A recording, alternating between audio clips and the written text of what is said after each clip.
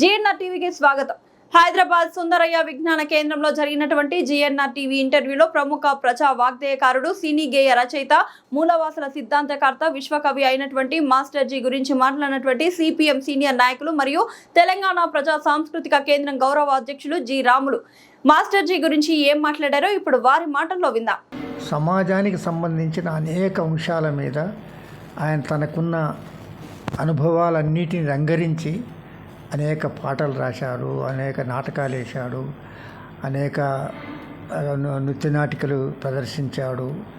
అదేవిధంగా సమాజాన్ని చైతన్యం చేయటానికి ఒక 50 సంవత్సరాల నుంచి తీవ్రంగా కృషి చేస్తున్న గొప్ప వ్యక్తి. ఆయన నాకు 25 సంవత్సరాల నుంచి పరిచయం.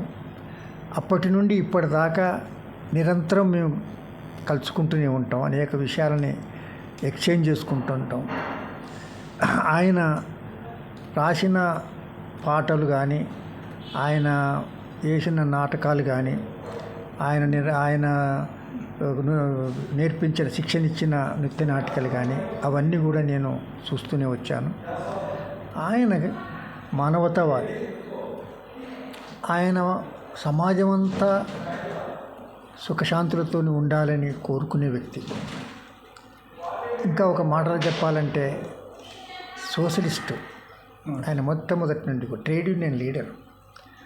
ఆయన ఎఫ్సిఐలో పనిచేసుకుంటూ సాధారణమైన వాచ్మెన్ నుంచి ఆఫీసర్గా ఎదిగిన గొప్ప వ్యక్తి. ఆయనకు అన్ని అనుభవాలు ఉన్నాయి. అదేవిధంగా ఉద్యోగం చేసుకుంటూనే ఆయన నిరంతరం రచన చేస్తూనే వచ్చాడు. ఆయన రాసిన పాటలు ప్రజలందరూ ఇప్పటికీ పాడుకుంటారు. ఉదాహరణకి ఆయన అందుకో దండాలు బాబా అంబేద్కర్ అనే పాట ఇవాళ తెలుగు రాష్ట్రాల లోపల అది ఒక సాధారణమైన పాటగా ఏ సందర్భం వచ్చినా అందరూ పాడుకుంటున్న పాట. దాని గురించి అందరికీ తెలుసు. అదేవిధంగా ఎద్దుకూర దిన్నోడే ఎంతో ముద్దుగున్నాడు అని ఒక పాట రాశాడు. అది చాలా మనకి మామూలుగా చూస్తే అది మామూలు అనిపిస్తుంది, కానీ ఎద్దుకూర తినే వాళ్ళందరూ ఏం తక్కువ చూడాల్సిన అవసరం లేదు, అది ప్రపంచం అంతా తింటారు, ఈడ తినటం తప్పు కాదు అనే విషయాన్ని ఆయన చాలా స్పష్టంగా ఆ పాట ద్వారా అందరికీ వినిపించాడు. అది ఇప్పటికీ జనమంతా దాన్ని సర్కాస్టిక్గా వాడుకున్నా లేదా సైద్ధాంతికంగా కూడా దానికి ఎంతో విలువన్న పాట. అదేవిధంగా సినిమాలలో ఆయన రాసిన పాటలు కూడా చాలా పాపులర్ అయినాయి. ఆయన చాలా సినిమాలలో పాటలు రాసిండు. అలాంటి సినిమాలలో ముఖ్యమైనవి చెప్పాలంటే జానీ కానీ, గుడుంబ శంకర్ కానీ, అన్నవరం కానీ ఇలాంటి సినిమాలలో ఆయన పాటలు రాశాడు. దాంట్లో మనందరం జనరల్గా ఎప్పుడు వింటూనే ఉంటాం. నారాజు కాకురో మా అన్నయ్య అనే పాట ఇప్పుడు జనం లోపల ఆ పాట కూడా చాలామంది పాడుకుంటాం కూడా మనం ఇప్పటికి వింటున్నాం. అంటే ఈ విధంగా చెప్పాలంటే ఆయన 75 సంవత్సరాలు. ఇప్పుడు ఆయన సృష్టించిన విశ్వజన కళామండలానికి 50 సంవత్సరాలు. ఈ సందర్భంగా ఒక సంవత్సరం పాటుగా ఆయన జీవిత చరిత్ర, ఆయన కృషి, ఆయన సమాజానికి ఇచ్చిన విలువైన సందేశం ఇదంతా సమాజానికి తెలవాల్సిన అవసరం ఉంది. దానికోసం ఒక సంవత్సరం పాటుగా ఉత్సవాలు జరుగుతున్నాయి. ఆ ఉత్సవాలు జయప్రదం కావాలని హృదయపూర్వకంగా కోరుకుంటున్నాం. ప్రత్యేకతలు ఏంటంటే, ఒకటి, సమాజంలో అణచివేయబడ్డ ఎస్సీ, ఎస్టీ, బీసీల యొక్క జీవితాల గురించి చక్కటి కథావస్తువుతోనే పాటలు రాయటం అది గొప్ప విషయం. అదేవిధంగా కమ్యూనిస్టులు సమాజం మార్పు కోసం నిరంతరం పోరాటం చేస్తారు. వాళ్ళ పట్ల సానుభూతిగా ఉండటమే కాకుండా వాళ్ళతో కలిసి పనిచేశాడు. కలిసి పనిచేయటమే కాదు, కమ్యూనిస్టులు, అంబేద్కరిస్టులు ఇద్దరి మధ్యలో సమన్వయం కావాలనే కళ ఆయనది మొదటి నుండి. ఆయన 1980 లోపలనే, అంటే ఒక 46, 47 సంవత్సరాల క్రితమే లాల్ నీల్ ఐక్యత కావాలి. నీల్ నాల్ ఇంకా ఒక మాట చెప్పాలంటే ఎప్పుడు నేను లాల్ నీల్ అంటా, ఎందుకంటే నేను కమ్యూనిస్టుని కాబట్టి. కానీ ఆయన ఎప్పుడు నీల్ లాల్ అంటాడు. ఓకే, నేను కూడా ఆయన కలిసినప్పుడల్లా నీల్ లాల్ జిందాబాద్ అంటూ ఉంటా. ఆయన నీల్ నాల్ కలవాల్సిన అవసరం ఉంది అనే విషయాన్ని వివరించుకుంటూ 1980 లోపలనే పాట రాశాడు. ఇప్పటికీ కమ్యూనిస్టులు అంబేద్కరిస్టులు కలవాలి, ఇద్దరు కలిస్తేనే ఈ దేశం ముందుకు పోద్ది, కలవనంతసేపు ఈ దేశానికి నష్టం అవుతుంది అనే విషయాన్ని ఎప్పటికీ చెప్తుంటాడు. మాట్లాడినప్పుడు కానీ, ప్రసంగాలలో కానీ, రచనల్లో కానీ అది స్పష్టంగా కనపడుద్ది. ఇంకా ఒక మాట చెప్పాలంటే ఈ రోజుల్లో నీల్ నాల్ పాటకి ప్రతినిధి ఎవరు అంటే 1980లో రాసిన మాస్టర్జీనే చెప్పాల్సి వస్తుంది. ఈ సందర్భంగా 50 సంవత్సరాలు కళామండలి, తర్వాత 75 సంవత్సరాల ఆయన జయంతి సందర్భంగా మరొక్కసారి శుభాకాంక్షలు తెలియపరుస్తున్నాం. మనకి ఒక సాదాసీదా వ్యక్తిలాగా అందరిలో కలిసి కనపడుతుంటే మనకి వారి పట్ల ఒక సాధారణమైన భావనే ఉంటుంది. కానీ ఆయన ఒక మహనీయుడు. ఆయన జీవితం అంతా కూడా ఆదర్శం కనపడుద్ది. అతను మామూలు ఎఫ్సిఐలో మామూలు వాచ్మెన్ నుండి ఆయన ఆఫీసర్ దాకా ఎదిగిండంటే అది మామూలు విషయం కాదు. అంటే ఒక కానిస్టేబుల్ ఎస్పీ అయినట్టు అంత విధంగా ఆ కృషి మామూలు కృషి కాదు. ఎంత పట్టుదలతోని ఉంటే ఆయన చదివి ఆ స్థాయికి పోయి ఉంటాడు. ఇది చిన్న విషయం కాదు. ప్రతిదీ ఆదర్శం కనపడుద్ది. ఆయన వివాహం కూడా ఆదర్శమే. ఎందుకంటే దళితుల్లో చాలామంది ఏమనుకుంటారంటే అందరు దళితులది ఒకటే కులం అనుకుంటారు. కానీ దళితుల్లో 59 కులాలు ఉన్నాయి.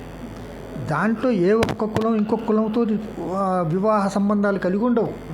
కానీ దాన్ని బ్రేక్ చేసి ఈయన తన కులం కాకుండానే ఎస్సీ లోపల తాను మాదిగా ఉండి మాలో కాస్ట్కి సంబంధించిన ఇంటర్ క్యాస్ట్ మ్యారేజ్ చేసుకున్నాడు. అది కూడా మామూలు విషయం కాదు.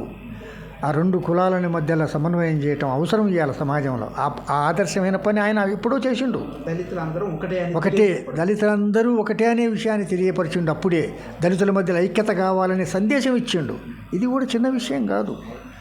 అదే సందర్భంగా ఇంకో గొప్ప విషయం ఏంటంటే ఇవాళ మనం కమ్యూనిస్టులంతా కలవాలంటున్నాం, అదేవిధంగా దళితవాదులందరూ కలవాలంటున్నాం. ఆయన కమ్యూనిస్టులందరూ కలవాలని పాటలు రాసిండు, దళితవాదులందరూ కలవాలని పాటలు రాసిండు. అంతేకాకుండా దళితుల మధ్యలో కమ్యూనిస్టుల మధ్యలో వారధి ఉండాలి, అందుకోసమే నీల్ లాల్ జిందాబాద్ అని అప్పుడే కలవాలని పాటలు రాసిండు 1980లో. అంటే ఈ విధంగా ఆయన సినిమా విషయంలో కానివ్వండి, అదేవిధంగా నాటకాల విషయంలో కానివ్వండి, అనేక కోణాలను చూసినప్పుడు ఒక ప్రత్యేకమైన వ్యక్తిత్వం ఆయనలో మనకు కనపడుద్ది. ప్రత్యేకమైన వ్యక్తిత్వం మనం ఎక్కడైనా చూడటానికి అవకాశం ఉంటుంది. ఒక్క విషయం మనం ఈ సందర్భంగా జ్ఞాపకం పెట్టుకోవాలి. మాస్టర్జీ యొక్క లైఫ్ను చూసినప్పుడు ఏమాత్రం త్యాగం చేయని వాళ్ళు, సమాజానికి సేవ చేయని వాళ్ళు, సమాజం పట్ల స్పష్టత లేని వాళ్ళు ఏ చిన్న కార్యక్రమం చేసినా దాన్ని భూతద్దంలో పెట్టి వైరల్ చేస్తుంటారు. వాళ్ళకి డబ్బు ఉంది కాబట్టి, వాళ్ళ కులం ఉంది కాబట్టి, వాళ్ళ చేతిలో పేపర్లు ఉంటాయి కాబట్టి, మీడియా ఉంటుంది, మీడియా వాళ్ళదే కాబట్టి,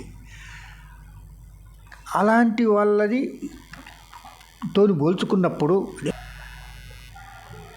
ఇలాంటి సందర్భంలో కొన్ని జిఎన్ఆర్ టీవీ ఇలాంటి ఛానల్స్ టీవీలే సామాన్యమైన ఈ వ్యక్తుల కోసం పనిచేస్తున్నాయి. అది చాలా అభినందనీయమైన విషయం. ఎందుకంటే ఇలాంటి వాళ్ళని మనం వెలుగులోకి తేవటానికి ప్రయత్నం చేయటం అనేది సమాజానికి అవసరం. ఇప్పుడున్న పరిస్థితుల లోపల ఇలాంటి వ్యక్తులందరూ కూడా బయటికి రావాల్సిన అవసరం కూడా ఉంది. అయితే ఈ విషయంలో నేను ఇంకొకటి రిక్వెస్ట్ చేసేది ఏంటంటే, ఇలాంటి వ్యక్తులు సమాజంలో చాలామంది ఉంటారు. మీ జిఎన్ఆర్ టీవీ ఇలాంటి వ్యక్తులను వెలుగులోకి తీయడానికి ప్రయత్నం చేస్తారని నేను ఆశిస్తున్నాను. ఇంకోటిసారి గద్దర్ గారితో కలిసి మాస్టర్జీ గారు అసలు ఉద్యమాలు చేసింది అంటున్నారు. దాని గురించి మీరేం చెప్పాలి? అసలు ఒక మాటలో చెప్పాలంటే గద్దరు పనిచేయని వాళ్ళు